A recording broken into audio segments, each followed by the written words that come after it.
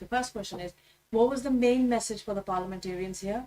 And what do you expect from them? What do you expect from Europe? Have you come with any sort of expectation that you tell them, give them a message, and then you want them to do something? No. And it's more of a conversation than a message. I'm no one to come and give a message to the Europeans. It's an exchange of ideas about what is going on in India, what's going on here, the type of cooperation that we can do. So it's more of the frame is a conversation. We discussed with the parliamentarians across the board relationship between India and Europe, changing globe, transition, into a new sort of energy paradigm, into a new mobility paradigm. So that was what the discussion was about. It's very fruitful. What's happening in India? What did you tell them? Could you elaborate a little bit, please? Yeah, we were giving them a sense of the type of challenges India is facing, economic challenges, other challenges, the general sort of attack on the democratic institutions. So that's what we discussed. Go ahead. Yes. Can you speak a little louder? Welcome to Brussels, and thank you so much for organizing this. So you're basically here on the eve of G20. Most of the European leaders are back in Delhi, and they're going to be meeting with Mr. Modi. They're going to be meeting with the government there. And my question to you is, do you feel with all of these... Sorry, can you hear me? We can hear you. Do you feel with all of these meetings they're going to be having, the Western leaders, are they giving Hindu nationalism a free pass? Are they giving the persecution of Muslims and minorities a free pass in India right now? No, I don't think. I think the G20 is an important conversation, and it's a good thing that India is hosting it. Of course, there are issues in India that we raise. But I don't think, I think the framing that are they giving them a free pass is not exactly correct. But do you feel that obviously there's a war going on in Europe right now, and there's been this constant, I wouldn't say an allegation, but there is this aspect that India has close relations with Russia, and we've had European leaders talking to India about it. And do you feel in this aspect of trying to lure India away from Russia, they won't bring up the persecution of minorities and Muslims in India, leaders from the West? No, I mean, India, of course, has a relationship with Russia. India has a relationship with the United States. India is a large country, and by nature of being a large country, it will have relationships with many other countries. So that's a normal thing. That's not, India has every right to have a relationship with whoever it wants. There is, of course, there are serious issues about the type of actions that are being taken with regards to institutions, with regards to democracy and stuff. And yeah, we would hope that there is a sense that there are underlying issues. Can I just have a follow-up? No, please just.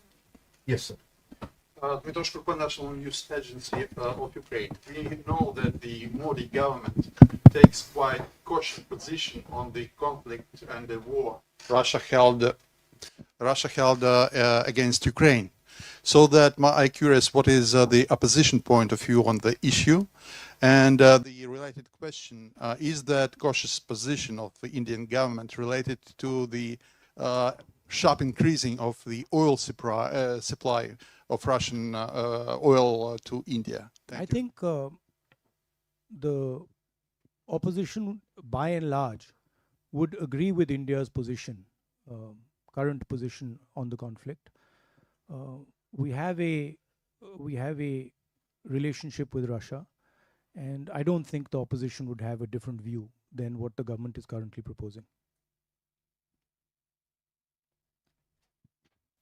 Hello, I am from actually Kashmir. I would like to ask a question related to Kashmir issue. And what would be your policy if you came into the power next elections, hopefully? And recently, 4 years before, the Article 370 was abrogated, and even opposition leaders were restricted to visit and meet the people. And how you see the future of Kashmir? Thank you. I mean, our position on Article 370 is very clear. It's in a resolution passed in the CWC of the Congress Party. I would urge you to take a look at that. Of course, we are for ensuring that every single person in our country has a voice, is allowed to express themselves, and we feel very strongly that Kashmir should develop, Kashmir should progress, and there should be peace in Kashmir. Please. Good morning. Thank you very much, Pascaline Gabory, pilot for Dev. I just would like to know what are your next priorities, political priorities, and what will be your world vision in a context of growing tensions. Thank you. What would be my Your view on international relations in a difficult context that we are now. I've been saying in all my meetings that it is pretty clear that China is proposing a particular view, a particular vision of the planet, right? And they are putting on the table the idea of the Belt and Road. And one of the reasons they are able to do that is because they have become a center of global production. And this is something I told the people yesterday in the External Affairs office. But I don't see an alternative vision coming from our side. That vision requires a vision for production in a democratic environment. What the Chinese have basically shown is that it is possible to produce effectively in a coercive environment where you don't give people freedom, where you restrict their freedom, but you offer them prosperity without political freedom. And the challenge for us is, can we provide an alternative vision where we do production under democratic conditions with political and economic freedom? And I think there's a lot of cooperation that can happen between the United States, between Europe, and between us. And I think that's where a lot of our focus should go. How can we create an alternative to the Chinese production model that is a coercive production model? A competitive vision. Hi, this is Malini from PTI. You've given a very dignified answer to G20 happening in India is a very good thing. And we have news that Mallikarjun Kharge has not been invited for the G20 gala dinner by the BJP. And that says a lot. And I would like you to comment on that, because you are holding a very good stand, supporting the G20 happening in India. And here we have a very contrary, very interesting. No, what's contrary about it? I mean, they've decided not to invite the leader of the opposition. It tells you something. I mean, it tells you that they don't value the leader of 60% of India's population, and it's something that people should think about. Why they're feeling the need to do that, and what is the type of thinking that goes behind that? Follow-up question as well. I was there in Paris to cover Mr. Modi's, Bastille Day parade event, and two things happened at that time, which is very controversial. There was a 17-year-old boy who was shot in France, and the French actually jailed about 1,000 people just so that the event would go peacefully. And at the same time, I the didn't Manipur realize issue that. happened, and the EU tried to raise that issue, but there was no conversation on that in the platform. Instead, there was a lot of retaliation from the Indian ministries regarding the same, that this should not be brought up. But we were actually talking of freedom at that time in France, and I thought that that issue should have been brought up. But what do you think about that? About Have you spoken about it here when you what? about the Manipur issue, the human rights issues that we're facing? Yeah, I mean, our position on Manipur was very clear. I actually visited Manipur, and I think we are very much for democratic rights, harmony, peace between people. I mean, as Sam said, I walked 4,000 kilometers for that very purpose, and I think there is a sense in India that the democratic structures of our country, the institutional structures of our country are under attack, and they're under attack from the group of people who are running India. I don't think this point is missed by anybody. I think everybody who has even a little bit of an understanding of India knows this. But of course, there are other considerations. So when you're dealing with India these days, there are other considerations which are also important, as you would be well aware.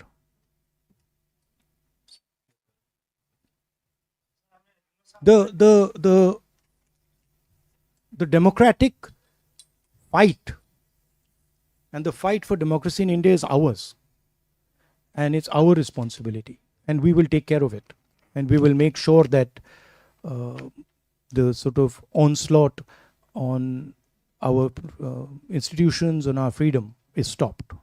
The opposition will make sure it happens. Yes, sir.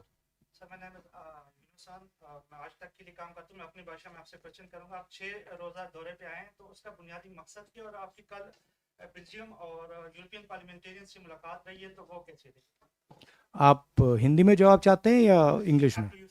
You decide. You ask. These are both other people. Okay, no, the aim of the visit is to meet our diaspora here, to engage with them, to get a sense of what they're dealing with, what they're going through. That's one aspect.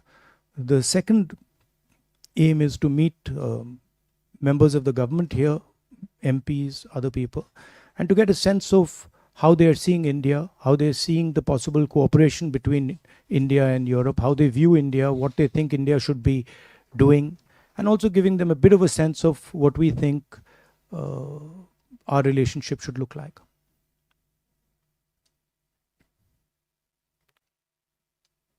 Yes, ma'am. Yes. Microphone. Okay. We can hear you, I think. My name is Odile Harvey. I'm covering for a regional radio in France, in Brittany, where in fact we have an association, Armor India, which has been started by an industrialist who works in India for his company, and then when he retired, he started that association and bringing wonderful Indian culture to this remote part of France. Now, last night, I saw on French television a program which has usually good reputation. It's Envoyé Spécial on France 2. And they describe all the discriminations about the Muslims, about the Christians in very cruel terms. And was that program exaggerated? You can still see it on the website. Ma'am, And I know you're going to France, so I just would like to know about the situation of all those discriminations in India. Thank you. I mean, of course, I would have to see the program before I could comment on whether it was exaggerated or not. So I don't know what that program was saying. But certainly there is an increase in discrimination and in violence in India, and there is a full-scale assault on the democratic institutions of our country. That everybody knows, and internally in India it's been commented on, and globally it's been commented on. Of course, minorities are under attack, but so are many other communities. Dalit communities, tribal communities, lower caste communities are also under attack. There is a attempt to change the nature of our country. Our country in the constitution is described as a union of states, and we believe that the most critical aspect of our union is the conversation between members of our union. And there is an alternative vision, which is the BJP vision, which believes that power should be centralized, power should be concentrated, wealth should be concentrated, and the conversation between members of the union, between people of India, should be suppressed. And so this is the fight between two visions. I like to term it the fight between Mahatma Gandhi's vision and Nathuram Godse's vision. Nathuram Godse being the person who assassinated our leader. Follow-up question. Yeah, so there are a lot of people here who had no idea you were here, Indians I'm talking about, and they would have liked a public meeting. You know, a lot of sort of, people who identify themselves as liberal Indians who still believe in the idea of, a pluralistic India. And they were like, oh, he's here, we have no idea, why is there no public meeting? And So why do you think is- you did not organize that there to sort of meet, have an open, if I'm allowed to finish, an open meeting to meet all kinds of Indians who would have liked to sort of just see you or, or talk to you. And the second question is Let's deal with one question at a time. everybody's been asking too. What? Relax. You can ask two. No, 1 second. We'll take one at a So time. when we design these tours, we have a structure, and the organizers decide whether we are going to have closed door meetings, whether we're going to have public meetings and stuff like that, depending on the length of the tour and the type of place we're going to. So I guess in Belgium, we sort of opted for a model. By the way, hundreds of people are coming and meeting us, and pretty much everybody in Belgium who of Indian origin knows exactly where I am, and they've been coming by droves to come and see me. But I think we decided that a full-blown Indian-style public meeting in Belgium might not be the best way to do it. You've said in the past you were spied on by the government. Is that still true? Do you have any more information? Are you still being spied on by the Indian government? I mean, the fact that Pegasus was on my phone is a known fact. I mean, I don't know the details of how I'm tracked, but I'm certainly tracked for sure. Yes. In fact, just going back to the Bharat Jodo Yatra, there is also, I think I'm very loud. Everybody can hear me. All right. I have heard a lot of speeches before, starting 2014 onwards. You have been mentioning a very, very important, crisis that is coming up in India. The unemployment of the youth, which is at the highest level right now. While you were on your yatra across the country, did you meet the youth, and did this issue actually really come up many times? Yeah, I in did. Various states. I met thousands and thousands of youngsters, and all of them said exactly what you're saying. The three things they said: number one, unemployment; number two, huge increase in the levels of poverty, and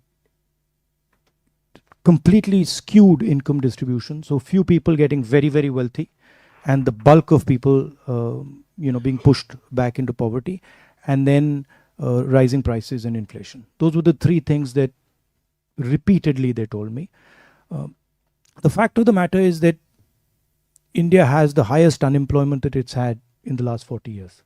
So there is something clearly wrong with our economic model. It's not accepted, and there's a lot of media support for the government. So those type of things don't come out. But I don't think the current path we are on, economic path we are on, is sustainable in any way.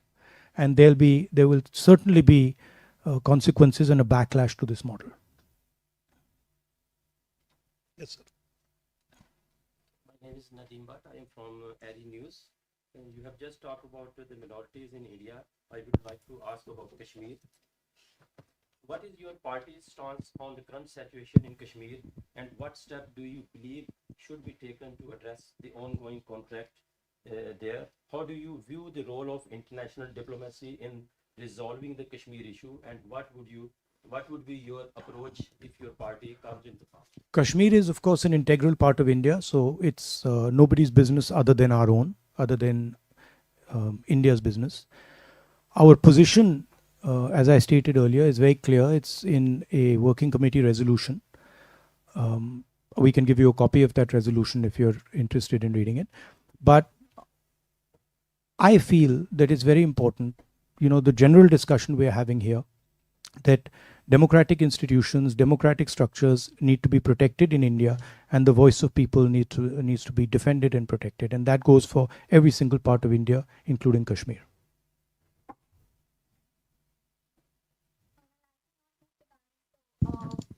This has obviously been conversation now about the name of the subcontinent, and your yatra was called Bharat Jodo, and now We're now having a name change. yes, is that happening? What are your? I don't know. You have to ask the Prime Minister.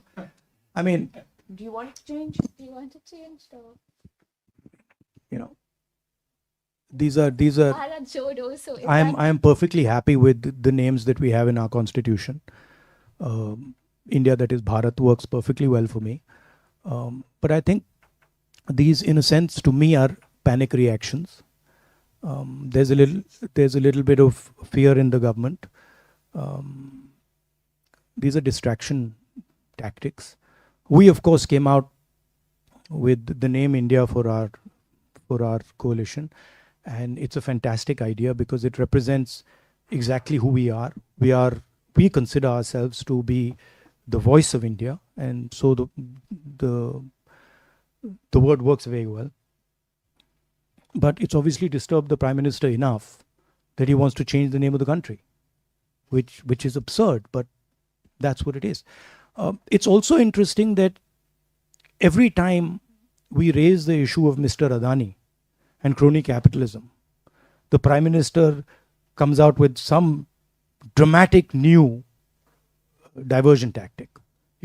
It's curious that just after I did a press conference on Adani, this entire diversion is put into place. It's interesting. Yes, ma'am. Yes.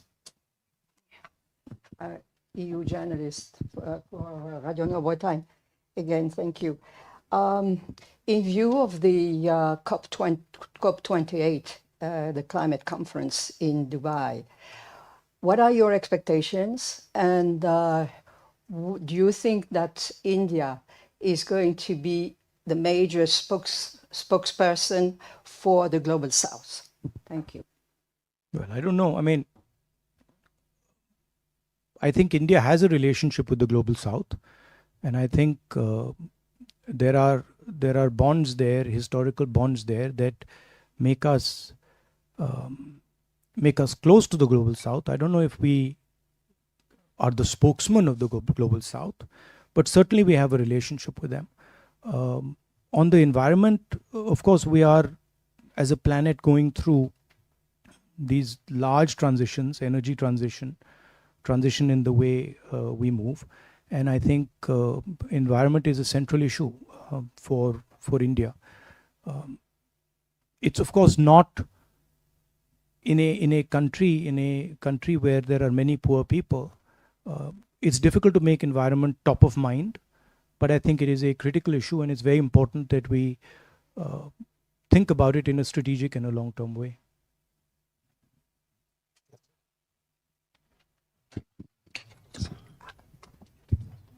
Thanks. Brian Ricketts, representing the European coal industry, and I've enjoyed visits European? to European coal industry, and industry. I've enjoyed visits to coal power plants and mines in India. And my hope for the future is a democratic India. And the question relates to that. As China developed very rapidly over the last few decades, its economy became imbalanced, and it's now paying the price for that, I believe. How would you ensure that India's economy doesn't become imbalanced? So how to balance the powers of a market-based economy versus central planning? I think one of the lessons that I learned in my walk was that there is an inherent and profound wisdom in the people of my country, right? Regardless of which part of society they're in. For example, we're discussing environment. The type of conversations I had with tribal people about the environment were far more sophisticated than I have with people living in cities, right? So there is an inherent wisdom in the people of India, and I'm sure in the people of Europe and people of Belgium. And I think it's critical for us that in decision making, we listen to the voice and the intelligence of the people. And that's where we have a fundamental difference with the BJP. We value the voice of the people, we value the voice of poor people, we value the voice of all stakeholders, and we want to hold a conversation with stakeholders before we make decisions. It's sometimes slower, but in the long run, it works out much better. And that's really the conflict that is taking place in India. They're of the view that you don't need to ask people, you just go ahead and slam everything through. But in our view, there's consequences. With regards to the public sector and the private sector, we are pretty clear that in key strategic areas, public sector should have a role. In education, in healthcare, public sector should provide a foundation. But in other spaces, private industry is probably a better tool to achieve most aims. Just one or two more. Quick. Very quick one.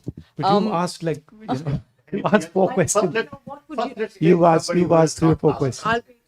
Yeah, please. Thank you. Anybody else? Okay. Nobody else, go ahead. Then one or two. That's it. I think the agenda that you're talking about, mostly what has been happening in the election manifestos, usually, the manifestos of the parties, that's how the elections were initially fought or held, where parties came and spoke about the manifestos. Now, with all the changes that have happened in India, we know so many PSUs have been privatized or are on the verge of being privatized in India. How, in case in next year's elections, in case tables turn and we see the opposition and the alliance probably coming forward and running the country, how do you think those kind of changes that were, that are so massive that have been happening can be reverted which changes? Corrected? The privatization of public sector units, that has been happening in India. How do you actually rectify that? Because that has actually taken away employment of so many housewives. I mean, women like my mother would probably be a very good candidate for an SBI, banking job. But a private sector will not necessarily employ a person of her age and will look for a more competitive, growth. So I think that's where I see a lot of people will lose employment because of this in India and are doing that. How does this get rectified? Where we draw the line is the notion of crony capitalism, right? We don't have a problem with the private sector. We don't have a problem with the government sector. Where we draw the line is where 1 or 2 people start to financially control the whole country, right? And where 1 or 2 people or 3 people are running everything. That's where our problem begins. There's another element to this, which is that government policies in India have systematically attacked the backbone of our employment system. If you look at who gives employment in India, it's the small and medium industry that gives employment in India. And demonetization and GST have devastated those structures, right? So it's a two-pronged attack that the government is carrying out. Number one, impose a huge transaction cost on all small and medium businesses and ensure that you build 2 or 3 monopolists who control pretty much everything, right? So if you look at Mr. Adani, our problem with Mr. Adani is he controls the ports, he controls the airports, he controls agriculture, he controls grain silos, he has real estate. I mean, he's everywhere. And he's dominant everywhere. He controls cement, right? So we think that's counterproductive for the country. And on one side, they are pushing this very monopolistic capital.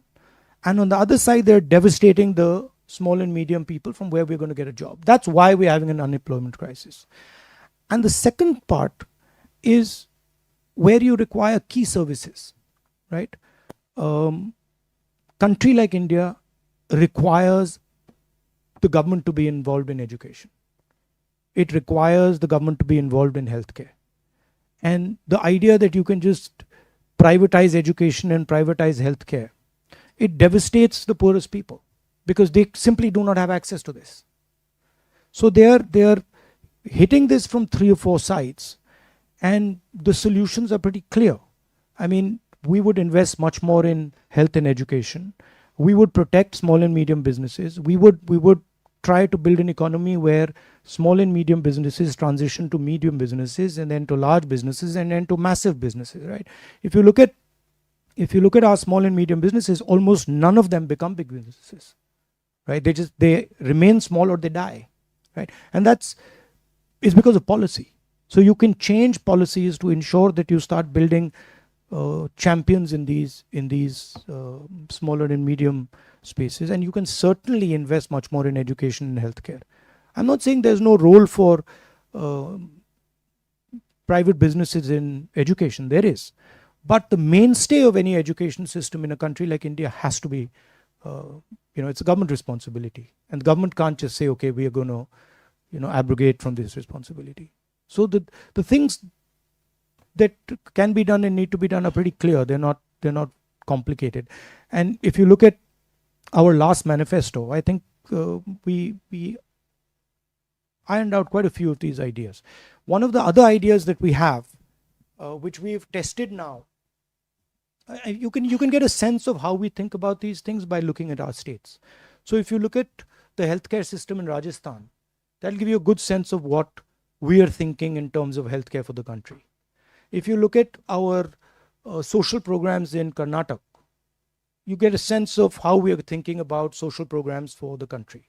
So we tend to run a pilot somewhere, see if it works, and then scale it up. And, for example, Manrega was such a case where we ran a small pilot, then we scaled it into a state, and then we scaled it into the nation. We don't believe in, these rash decisions where you suddenly demonetize the economy or you suddenly impose a GST. We believe in seeding an idea, letting that idea grow, testing the idea, and then scaling it across.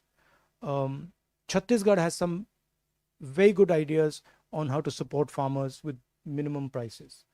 Karnataka has our, the sort of support that we're giving to women in Karnataka. That's some very interesting work that's going on. And in each one of our states, you can see the sort of type of ideas that we will use when we come to power.